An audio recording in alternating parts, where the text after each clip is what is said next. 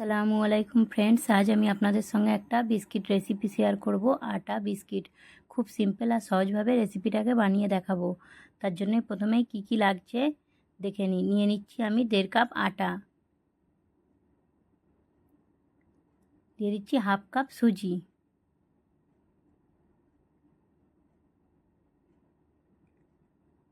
দিয়ে দিচ্ছি 1/2 চামচ নুন, সামান্য একটু এলাচের গুঁড়ো। এইগুলোকে সব ভালোভাবে হাত দিয়ে মিক্স করে নেব।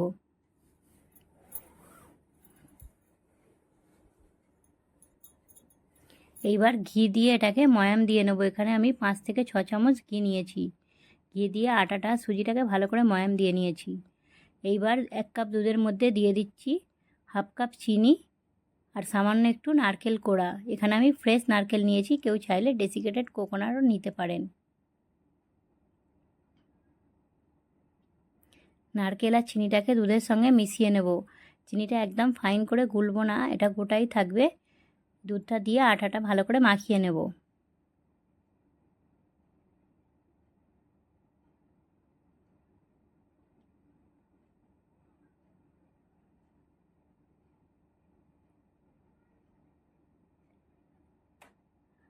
যেমনভাবে রুটি বানাই ওরকমভাবে আটাটা মাখাবো না, জাস্ট হালকা হাতে এটাকে মিশিয়ে নেব।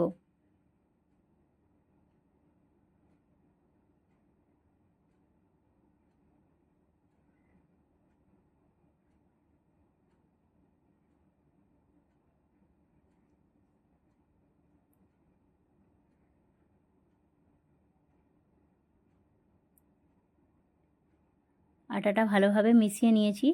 এটাকে ঢাকনা বন্ধ করে 5 মিনিটের জন্য রেস্টে রাখবো। বেশিক্ষণ রাখবো না, নাহলে চিনিটা মেল্ট হতে শুরু হয়ে যাবে। 5 মিনিট হয়ে গিয়েছে। এখান থেকে আমি বড় বড় করে ডো কেটে নেব।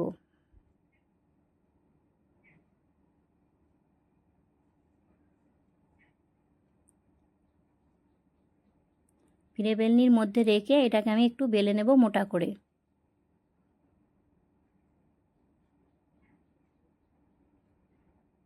একটা ছোট বাটির সাহায্যে এইভাবে সবগুলোকে আমি কেটে নেব।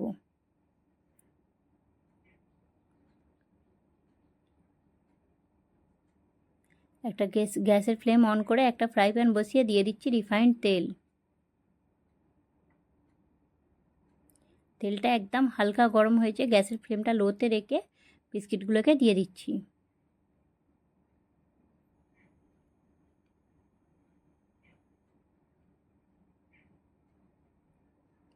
একদম গ্যাসের ফ্লেমটা লোতে রেখেই বিস্কিটটা ভাজতে হবে, নাহলে বিস্কিটটা কিন্তু খাস্তা হবে না। উপর থেকে ভাজা হয়ে যাবে কিন্তু নরম থেকে যাবে। প্রথমেই দেওয়ার পরে বিস্কিটটা উল্টালে হবে না, তাহলে বিস্কিটগুলো ভেঙে যাবে। একটু পরে পরে এটাকে উল্টে দিচ্ছি। বিস্কিটগুলো আমার ভাজা হয়ে গিয়েছে, তুলে নিচ্ছি একটা প্লেটের মধ্যে। এই বিস্কিটের রেসিপিটা যদি ভালো লাগে তাহলে ভিডিওটা দেখে প্লিজ লাইক, শেয়ার, সাবস্ক্রাইব করবেন। কত সহজেই বাড়িতে বিস্কিট বানিয়ে দেখালাম। একটা বিস্কিট ভেঙে দেখাচ্ছি কতটা খাস্তা হয়েছে।